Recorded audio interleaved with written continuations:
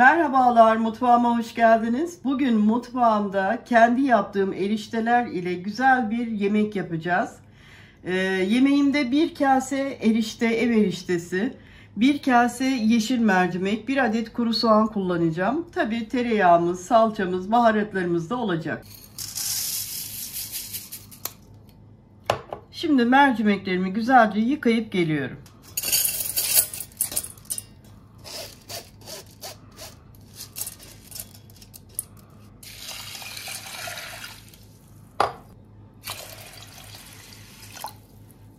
Şimdi tenceremi ocağa götüreceğim, altını açacağım ve mercimeklerimi pişirmeye başlayacağım.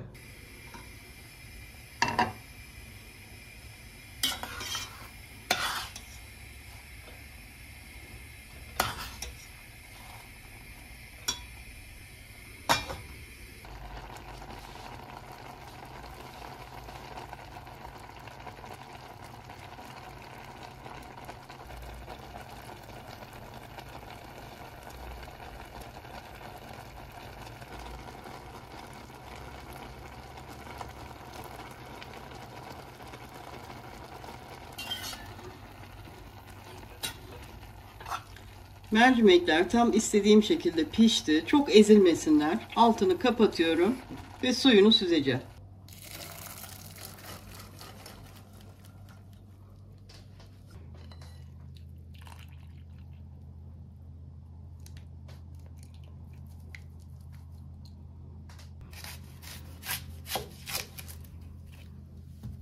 Yemeklik doğrayacağım.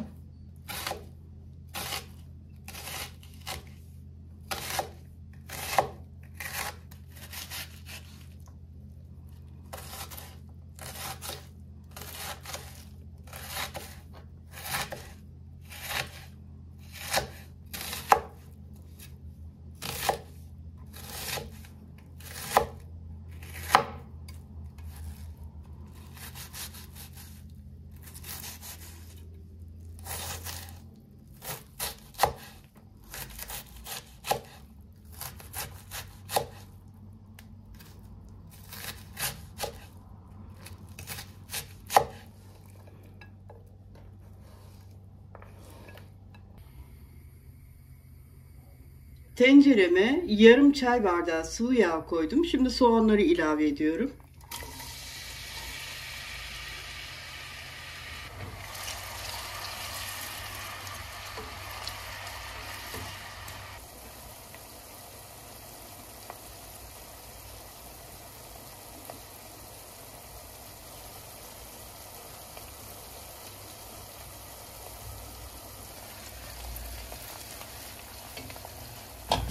Soğanlarımız güzelce kavruldu.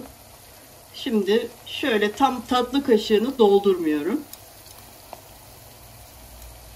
Biber ve domates salçası ilave ettim.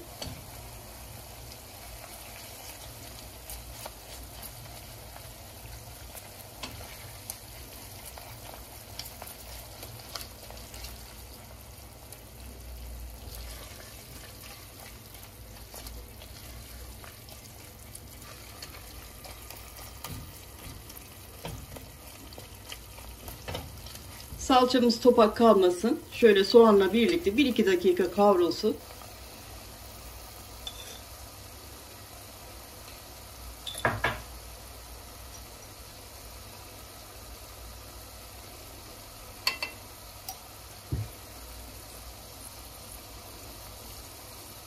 Tuz, karabiber ve biraz da kuru reyhan ilave ettim.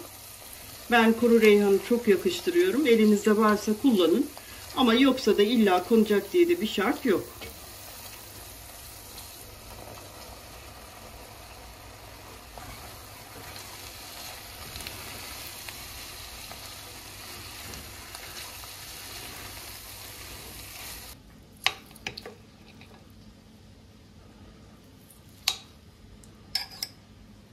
Şöyle bir tatlı kaşığı kadar da tereyağı ilave edeceğim. Yemeğimiz çok daha lezzetli olur.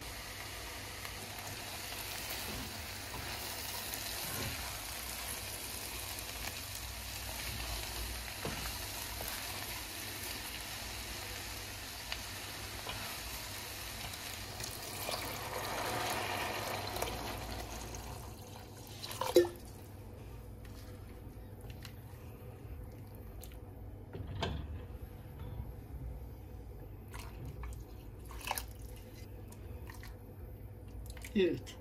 Şimdi bu su kaynasın. Sonra tuzuna filan bir bakalım. Devam edelim yemeğimize.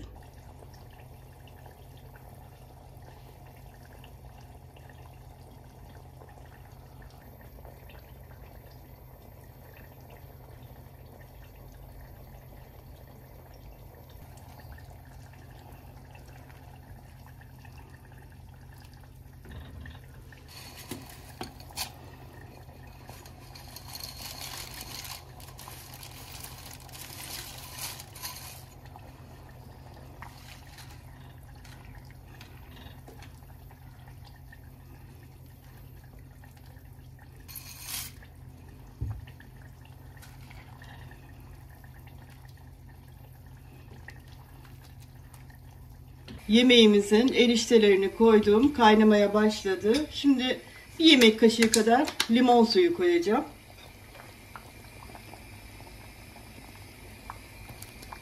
Hafif şöyle yerken alttan bir ekşilik güzel oluyor. Şimdi kontrollü pişirelim. Hamurlarımızı ara ara yoklayalım. Eğer pişmişse altını hemen kapatalım.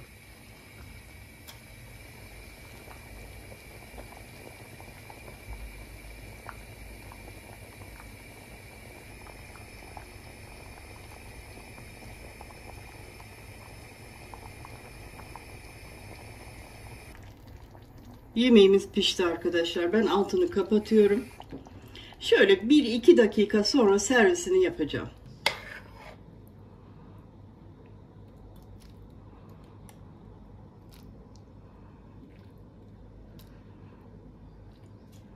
Mis gibi kokuyor.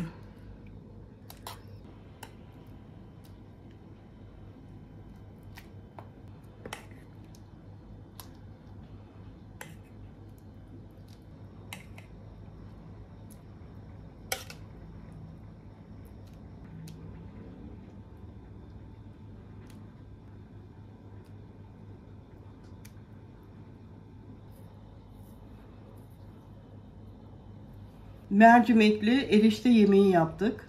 Yöresel bir yemektir. Gayet de lezzetlidir. Denemenizi tavsiye ederim. Bir dahaki tarihte buluşmak üzere diyorum. Hoşça kalın.